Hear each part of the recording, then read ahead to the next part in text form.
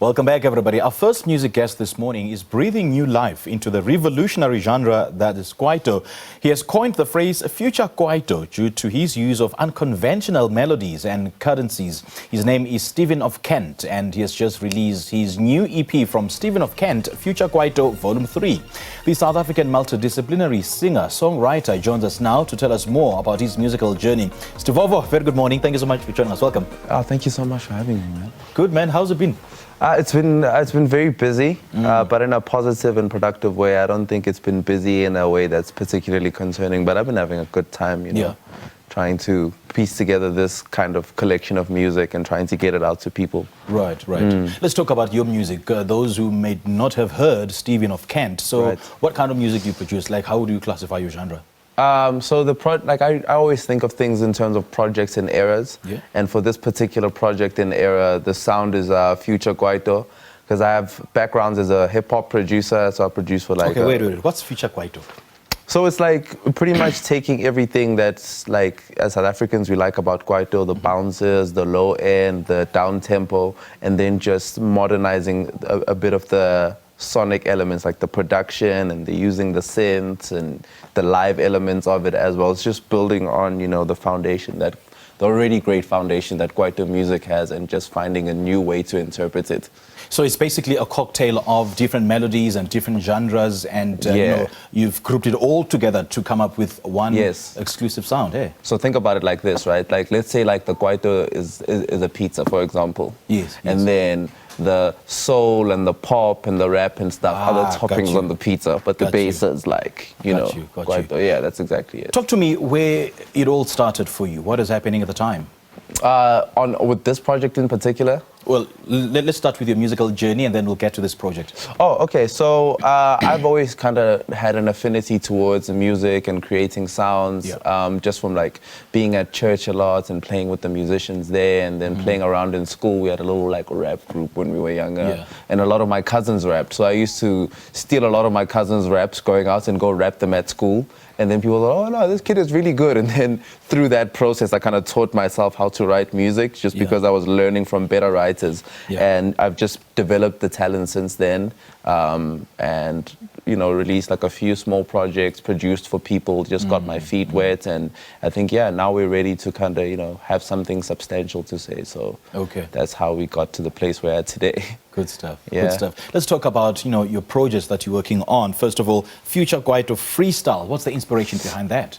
Oh, that's actually, the story behind that is I was working on a larger collection of music at the time, but I got very fatigued in the process, and I got to a point where I wasn't really ready to like put out music like that. But I really did want people who are listening to my music to have something they can reference to, so I dropped like these freestyles called the Future Kwaito Freestyles to kind of introduce the sound and kind of introduce the palette that we want people to focus on this particular project. And I just dropped them on the internet, and like they started like catching on radio, they started catching on social media, and I was like, oh, okay, cool, this is cool. I think people are ready to hear like a small little project around this kind of template of music and this tempo and this kind of sound, you know what I mean? When you say people are ready to hear this, who are you referring to? I mean, in short, who is your sound aimed at? Is it aimed at, Kwaito lovers or the dance music lovers? Who are you targeting? So I'm targeting people who, number one, may not know about Kwaito music. Maybe, people outside the country who might not know it. I think it's a good way to get into it, because it uses so many things that are familiar in the pop music you listen to in the world. I think it's a good way to get into Kwaito, but also people who kind of miss, that feeling of, having some of those bounces and having that nostalgia of Kwaito and the house samples, and, people who are really craving more of that, in the mainstream space. I think those are the people I really want to listen to this, because I think there's a lot to gain from it sonically in that respect, Stephen, there's been a raging debate about whether Kwaito music is dead or not, with some saying it's pretty much alive, and some saying that it's been overtaken by the revolution of the music industry with the emergence of, new genres such as Gqom, such as Amapiano. And you're seemingly taking a huge bet, a huge bet and a huge risk about, a musical genre that is deemed dead. Yeah, I think that's always funny to me because I don't think it has died. I think it just metastasized into a lot of different forms.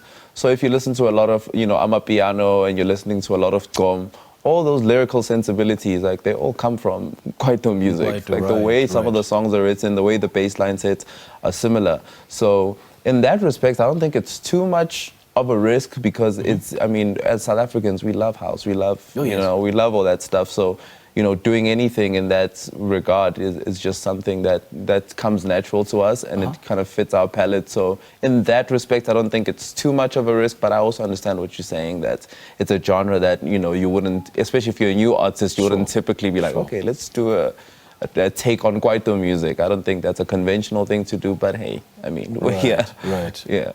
Okay, you released 2 previous collections of the series, Volume 1 and 2. Tell us more about these and how they fared. I think those were cool because they gave me a storyline to kind of build from. Yeah. So I was talking about a lot of personal things in my life, and and I always like writing from a personal place because I think that's how you connect to people. Gotcha. If I'm writing, maybe like I'm writing about a breakup, or I'm writing about how hard it is to kind of make your dreams come across the line. I think that's a story that people can relate to. So in those volumes, I was really talking about, chasing the dream and trying to draw similarities between my life and whoever might be listening to the music at the time. And from that storyline, it kind of gave me context into moving into this project and kind of expanding a lot of the things we were talking about that I think people can relate to, because I don't think there's anyone who's alive who doesn't have a dream they're chasing after, or who hasn't been through heartbreak, or who hasn't, gotten to a low point in their life and had to work themselves out of it mentally or in any other kind of way, So I think because the stories are personal, it just made the music wider. Right. And it kind of made sense. Yeah. What are your reflections on this argument that there's absolutely no need at all to remake classics and that classics should be left at that and we need to come up with new stuff? I like the idea of, we need to keep the classics, but at the same time, I think there were things and principles about the classics that need to live on. So the things that are great about the music we think is great, I think we need to keep those things because those are the things that made us fall in love with music. So if we forget about I don't think we go into the future without looking back and paying homage and being really thankful to the pioneers that kind of made it possible for an artist like me to exist. I don't think the journey makes sense without looking back first. Like, you can't go forward without knowing where you come from. Yeah. So I think as musicians, it's important to pay homage to the past and pay homage to, the people that kind of paved the way for us to be able to do what we do today. Indeed. And, doing a throwback to Kwaito, I think is like, making a love letter to the music that kind of shaped you, I think is a good sentiment as well. I think that's the best way to describe it. Yeah. Throwback to Kwaito. Yeah, it's like a little love letter, like, hey, this is what this music meant to me. Thank you guys so much for your contribution. That's kind of what the Now, Stephen, spirit as of the a project is. relatively new artist in the industry, what lessons came with being in the industry? It's a very brutal industry, I would say that. And so many artists have fallen along the cracks. So what has kept you going? And what lessons came with being in this industry? I think the most important thing is keeping a lot of your core people with you. Okay. And a lot of the people that believe with you and have your best interests at heart.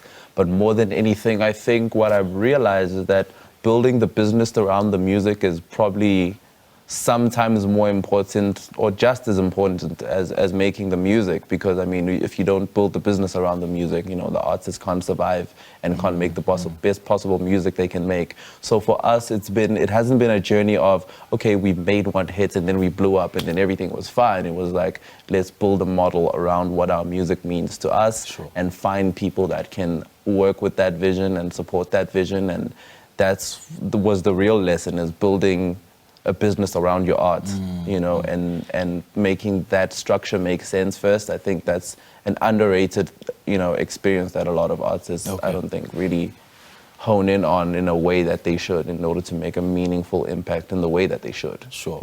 All right, Steve Ovo, great chatting to you, man. Hey, Tara. Thank you so much for your time. Sure, How do your thank fans you. connect with you? So Stephen.of.Kent on Instagram and Stephen of Kent on Twitter.